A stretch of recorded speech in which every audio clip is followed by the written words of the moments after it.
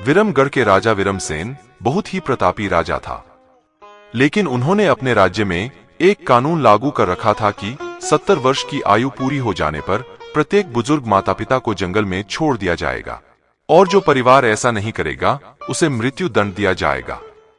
राजा के आदेश के बाद एक बार एक लड़का अपनी बुजुर्ग माता को जंगल में छोड़ने जा रहा था।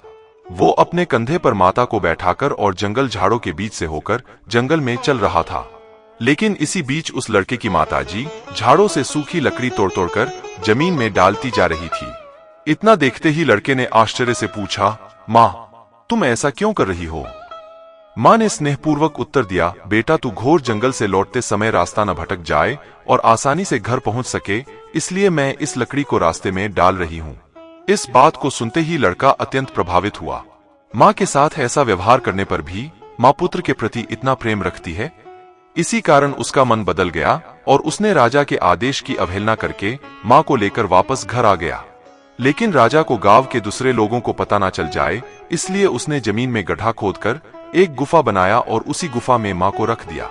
अब बेटा प्रतिदिन उस गुफा में जाकर माँ की सेवा करता, उन्हें भोजन कराता और जरूरत की सभी वस्तुएं माँ को उपलब्ध कराता रहता था। इसी बीच अचानक एक दिन एक दूसरे देश के राजा अक्रूरसेन ने विरमगढ़ पर आक्रमण कर दिया और वहां के राजा विरमसेन को बंदी बना लिया। लेकिन फिर आक्रमण करने वाले देश के राजा अक्रूरसेन ने विरमगढ़ वालों से कहा कि उसके 2 प्रश्नों का सही उत्तर दे दिया जाए तो वो विरमगढ़ के लोगों को बंदी नहीं बनाएगा और उसके राजा को भी छोड़ देगा।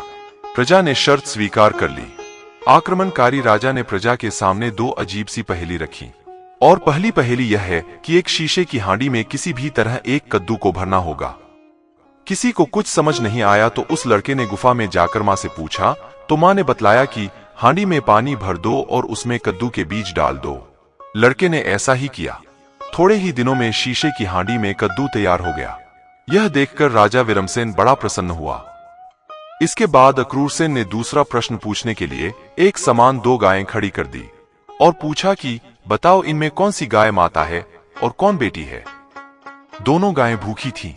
वह लड़का फिर गुफा में अपनी माँ के पास इस समस्या का समाधान पूछने गया।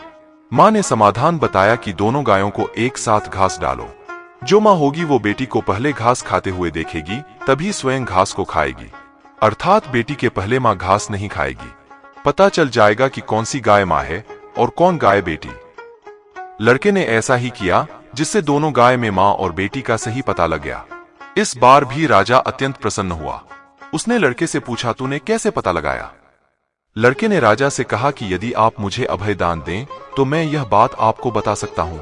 राजा ने उसे अभय दान देने का वचन दिया, जिसके बाद लड़के ने बताया कि मैंने अपनी माँ को जंगल में छोड़ने के बजाय जमीन में गुफा बनाकर रखा था और उसी बूढ़ी माँ से इन दोनों समस्याओं का समाधान कराया।